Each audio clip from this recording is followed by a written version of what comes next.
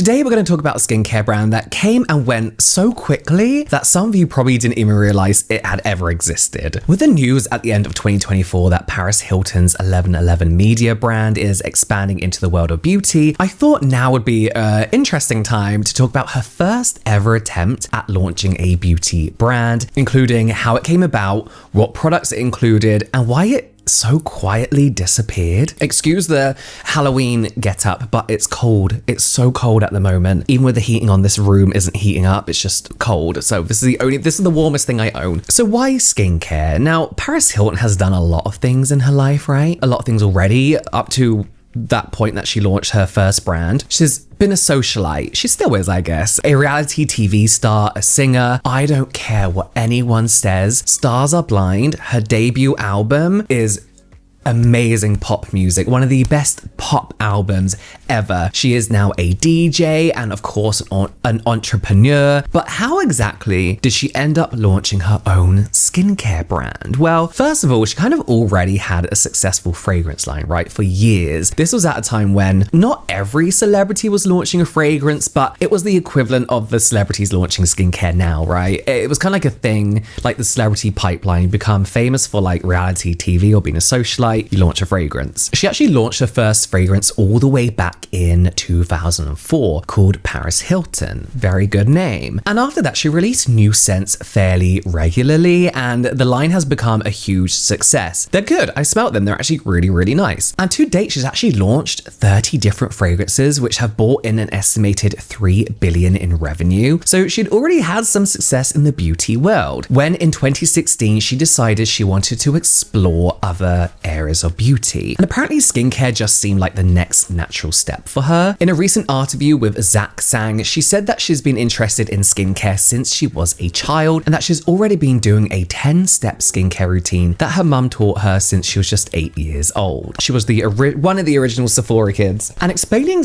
what kind of drove her to create a skincare line, she said, "I have been obsessed with finding the best products on the market to help me look and feel young. After years of searching, I decided to create a line that can offer the absolute best result." So it wasn't to make her feel good or anything. It was literally just to make her feel young. I mean, that's never my goal with skincare. One goal is to age slower or age better, I guess you can say. But I never want to look younger as much. I don't know. That's a weird thing to, well, it's not a weird thing to say. That's society. We live in a society. And over the next 2 years, with the help of world-renowned chemists and biologists, she apparently started researching and formulating skincare products that would deliver real results and support skin health from within. It has been debated how involved she really was in the process. Many of her interviews make it sound like she was working hard with these scientists to develop these new products. In a Forbes interview, she said, "I found a partner and spent time with a team of chemists at a lab in Los Angeles going through all the products that I liked that gave me results, and we created formulations from amazing ingredients. I used my own skincare regime to put together the first line, and then we spent over a year perfecting the formulas, the packaging, and the marketing plan." She goes on to say, "I looked at everything that I had tried in the past that worked for me and worked with my team to test new and exciting active ingredients as well." However, other sources claim that she just kind of gave the scientists a list of her favorite skincare products and kind of like asked them to come up with something that provided similar results. Listen, whatever the truth is, after 2 years of supposed development, Paris Hilton launched her skincare brand ProD.N.A in 2018, claiming to offer anti-aging solutions through advanced formulations. Let's talk about the products.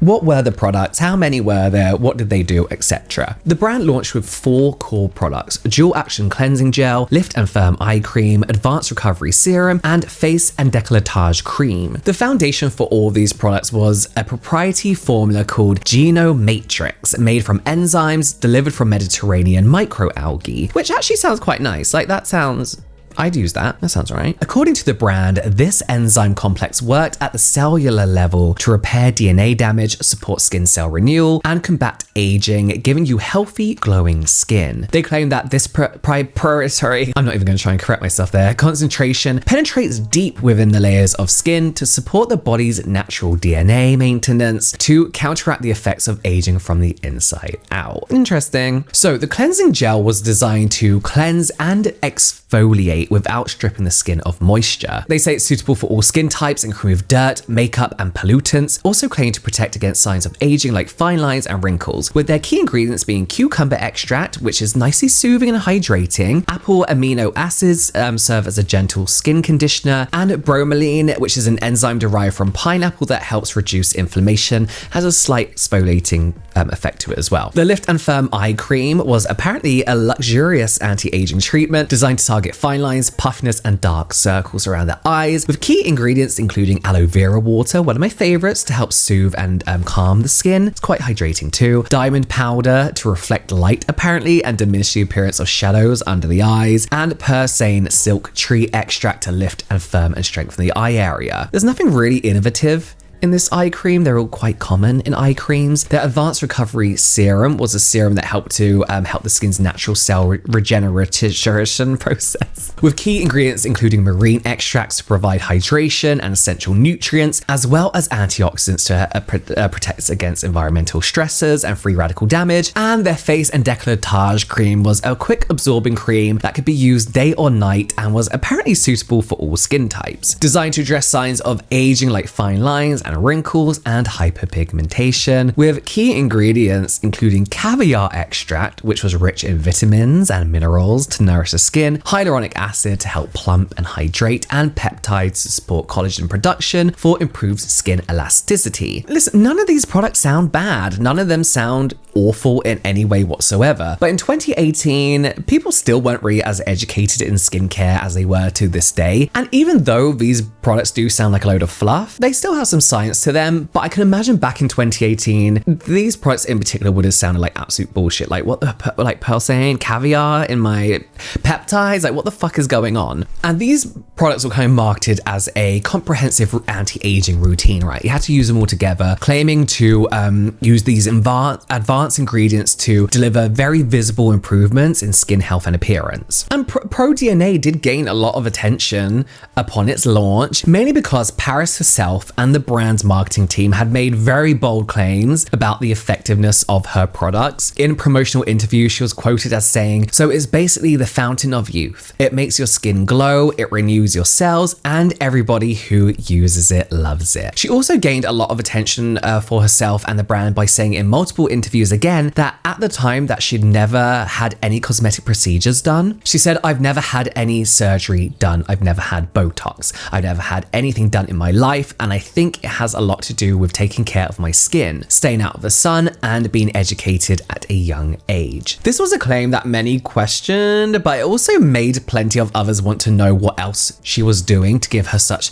gorgeous skin if it hadn't been surgery or even Botox. So it wasn't a surprise when she shared her evening routine in like one of those go to bed with me videos from Harper's Bazaar, where she said that she used all ProD.N.A products on a daily basis along with a few products from other brands. And this all helped gain a lot of buzz when the brand first launched, and to begin with, reviews were generally positive, as they always are really when a brand launches, a celebrity skincare brand launches. Consumers were fans of what they considered like sleek and innovative and quite modern packaging at the time. The containers used suction to extract the formulation so that oxygen can't penetrate the packaging, which was nice, which the brand said helped eliminate the need for excess preservatives in the ingredients list and reduce waste by dispensing the right amount each time. Sounds great. Many were also happy with the effectiveness of the formulas, which included fairly high amounts of some of the strong active ingredients. And for many of the consumers, these products were exactly what they were looking for, and they were doing exactly what they had hoped the products to do. Originally launching in just the US, the brand quickly expanded into Europe later in 2018, as well as South Korea in June of 2019, and in Australia at the end of 2020. At its peak, it was available in 14 different countries, and things were going really well for the brand very early on. Reviews were positive, they expanded internationally, and Paris was even making appearances at major beauty expos like Cosmoprof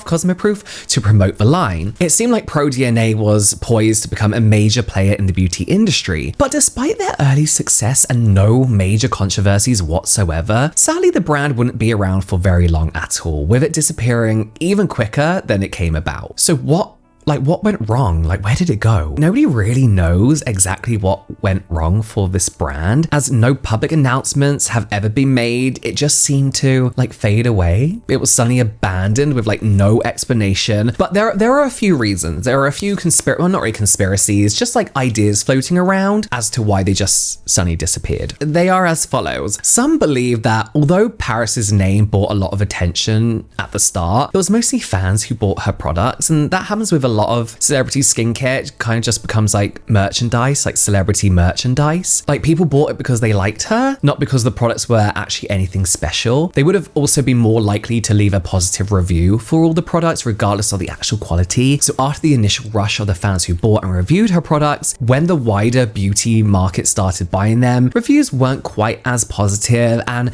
Paris's status didn't carry as much weight. The prices of the products were also probably a major factor to the ultimate failure of the brand. At $29 for the dual action cleansing gel, that was the cheapest product, but even that was just for 4 fluid ounces. And it gets even worse. The face and décolletage cream was $75 for 1.7 ounces, and the lift and firm eye cream was $78 for 0.5 ounces. And worst of all, the advanced recovering serum was a whopping $115 for just 1 fluid ounce. They may have gotten away with it, this kind of pricing early on, but when the buzz died down, people were like, this is just way too much. This is just way too much, especially not from an established skincare brand, right? Or really an established beauty brand. It was a celebrity brand at the end of the day. But so many began to question whether the products were worth the extortionate prices when there were plenty of alternatives as well at the time. Brands like The Ordinary were up and coming and just as effective, if not even more so. And when you're in a market as competitive as the anti-aging market, the majority of consumers just aren't going to overpay when they have so many other options. Another major factor actually was most likely the effects of COVID-19. A lot of skincare brands actually saw a boost in their sales. People weren't going out, they weren't wearing makeup, they weren't getting ready for anything. They were all at home. So people were looking for ways to de-stress but still look after themselves. At-home workouts and skincare became the main way people were looking after themselves. As a skincare reviewer and content creator, my channel just went crazy during that time. But people weren't looking to luxury or expensive skincare brands for that self-care. They were looking to brands like The Ordinary, the Inky List, drugstore brands, you know, not $115 for 1 serum. Then of course, whatever was happening behind the scenes as running a business during the lockdown, a lot of brands shut down during this time because, you know, things weren't, I don't know, business, but you know, they couldn't get things from their suppliers. People weren't buying stuff, you know, business. And in the end, after just 2 years in the industry, the brand just fizzled out. Also, if you go and look at their social media accounts, the socials are awful.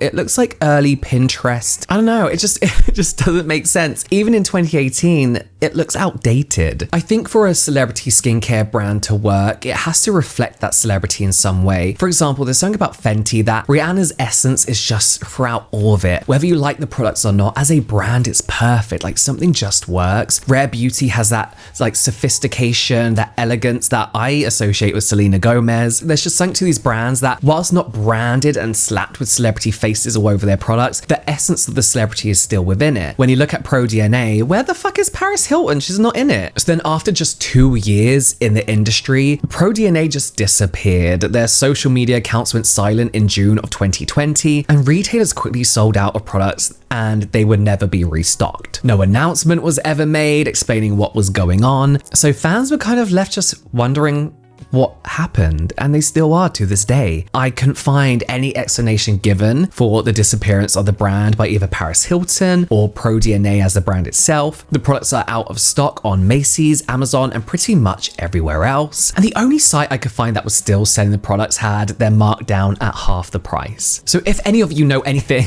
about what really happened to the brand, do let me know in the comments, because I have no clue. It's just like, they were like, let's just drop it, ignore it, and hope everyone forgets about it. So what's next for Paris Hilton when it comes to the beauty world? As I mentioned at the start of this video, despite the mysterious way ProD.N.A ended, it does appear that Paris Hilton isn't done with the beauty world just yet when it comes to skincare. In November of 2024, she announced that she's going to be launching a new beauty brand under her company 1111 Media. The new brand will be called 1111 Beauty and will be launched in spring of 2025 in partnership with US marketing company Guthy-Renker, who I'm not gonna lie, it doesn't look good. They worked on JLo Beauty, Proactive, and Cindy Crawford's Meaningful Beauty. So I mean, no, don't get me wrong. JLo Beauty Serum, amazing. Amazing. Their Hydrofacial collab, amazing. It's the marketing that always seems to not go great with this company.